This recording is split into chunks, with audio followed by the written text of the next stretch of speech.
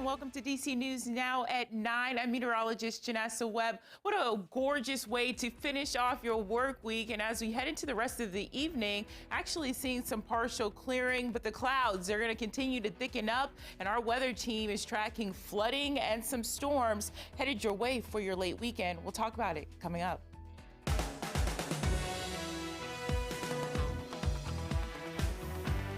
Who knew what, when, and what did they do once they knew? Coming up on DC News Now at 9, a middle school counselor convicted of sex crimes against a child, employed by the district despite being charged. Parents want to know why the school did not notify them sooner. And we now know the name of the person gunned down inside a Maryland mall, and we're learning more about who police say pulled the trigger. Our Dave Laval is live with the new details. Plus, they'll come and, kind of explore Adams Morgan again. A new initiative hoping to bring more foot traffic to a popular DC neighborhood, but it could mean a bit of a headache for drivers. Street closures to know about ahead of the weekend. and good Friday evening, DC. Thank you so much for joining us tonight at 9 on DC News Now. I'm Tasmin Mahfouz. Hi, everybody. I'm Chris Flanagan. We're learning more tonight about the man who worked in a Fairfax County middle school despite his charges for sex crimes involving a minor. Our Max Marcilla covers Northern Virginia for us and spent the day learning more about those crimes. Yeah, Max, this man was not only charged with the crime that jury found him guilty for.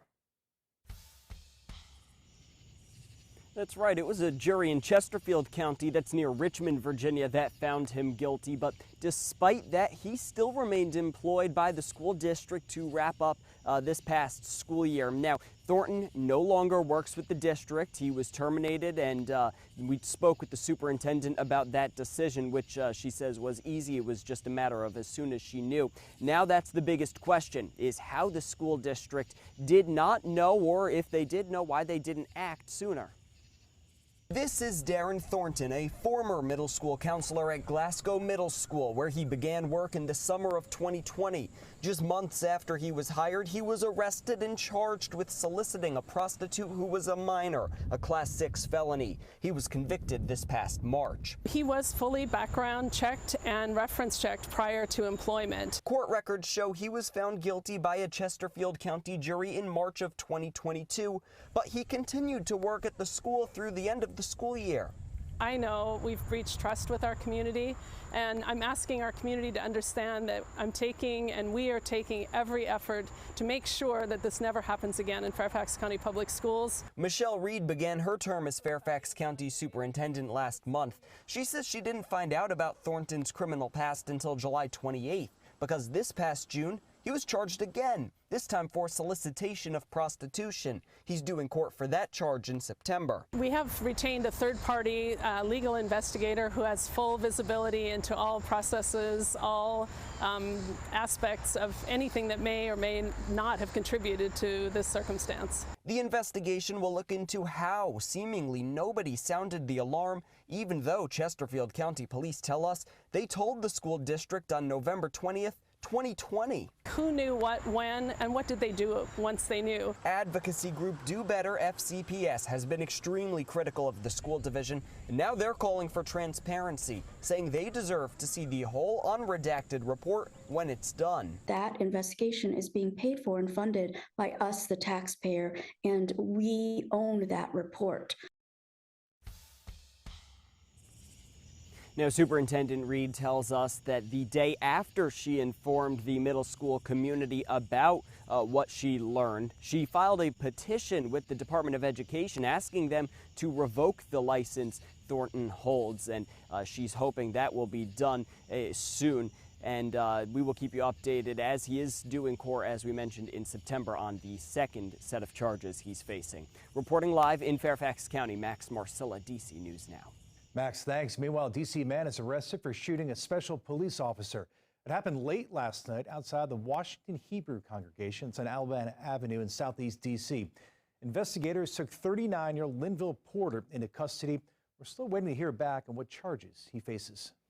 And Prince George's County Police need your help tonight. They're looking for the person you're about to see on your screen right there, who they say is responsible for Thursday's deadly shooting at the Mall of Prince George's. Now, at the same time, we now know the name of the person killed.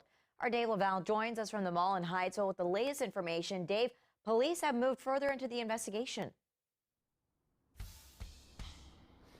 Tusmeen, we are at the mall, which closed just a few moments ago. It's been relatively quiet here since we arrived earlier this afternoon, but it was a much different scene yesterday when shoppers found themselves in the middle of chaos. Another day of shopping at the Mall of Prince George's, including one person who only identified herself as Kayla. Well, I have a baby shower. I'm due next month. My baby shower is next week, so I just came out to buy some stuff. Friday turned out to be a lot calmer for Kayla compared to when she shopped at the mall Thursday afternoon. I seen people running out and they shut down the entire mall. The mall closed after gunshots erupted in the food court. Prince George's County Police said they found 20-year-old Darian Herring of Hyattsville with gunshot wounds. He died at the scene. Police on Friday released these pictures of the person they consider the suspect and described as a targeted shooting. Police on Friday released these pictures of the person they consider the suspect in what's described as a targeted shooting. They're hoping the public will... Police on Friday released these pictures of the person they consider the suspect in what's described as a targeted shooting. They're hoping the public will identify him. Meanwhile, the shooting did not seem to bother Kayla. We from Brooklyn. They shoot every single day in Brooklyn, so I'm not scared of no gunshots, honestly speaking. Thursday's shooting came during the final days of Maryland's sales tax holiday, a time when people shop to save a few dollars, especially on back-to-school supplies. That's what Tracy Quate did. It's like a water bottle and some candy. Tracy's a little nervous by what happened Thursday. It's unexpected and you never know what could happen. This is the second deadly shooting at the mall this year. 22-year-old Daquan Dockery died when someone shot him inside a clothing store March 25th. Tracy's dad is understandably concerned. We're hoping that they will keep us safer, so nobody wants to get shot. Parents and students told us they will still go to the mall as they prepare for school, but the shooting will make them more cautious. Prince George's County Police are offering a reward of up to $25,000 for information leading to the arrest and the indictment of the person responsible. Live in Hyattsville, Dave Laval, DC News Now. Well, a boost for business this weekend in Adams Morgan. 18th Street will shut down the car traffic on Sunday, creating a pedestrian-only zone. Marielle Carbone is live tonight in the neighborhood. And Marielle, the idea is to get more people out of the streets and into the doors of local shops. That's right. The organizers hope that by making this area more walkable, people will walk from shop to shop, going inside to maybe buy something or grab a bite to eat. In fact, one restaurant owner I spoke to tells me that this will certainly help small businesses who are still feeling the impacts of the pandemic. On a typical day, Adams Morgan is a busy area for traffic, both by car and foot. But this Sunday, the options are more limited. With the Adams Morgan Pedestrian Zone event, you can walk or bike. They don't have to worry about, the parking, or they're just going to, bring their whole family and friends. Amy Cho is the owner of Bull Korean Bar and Restaurant. She says the shutdown is a big deal for business. It's going to help a lot of the small business. They are really suffering. And hopes it'll help transition people from pandemic ordering back to pre-pandemic dining. The people are tend to ordering like a takeout order and delivery order. So hopefully this is kind of a good sign that the people actually come out. We hope it will attract a lot of pedestrians and a lot of cyclists. They'll come and, kind of explore Adams Morgan again for the first time if they haven't been here in a while. Kristen Barden is the executive director of the Adams Morgan Partnership, which helped make Sunday's pedestrian zone possible. The agency won a Streets for the People grant, which will fund a series of Sunday street closures on 18th Street between Kalorama and Columbia Roads. We're encouraging people not to drive here, to take public transportation to come. Ultimately, it probably helps with pedestrian safety. Brandon Geddes says he likes the idea, but others, that'd be a headache. Like Ronica Holmes says rerouting traffic is an added stress for people like her trying to make it to work on time. Me, I'm the type of person, I don't like to be late. I got to be on time.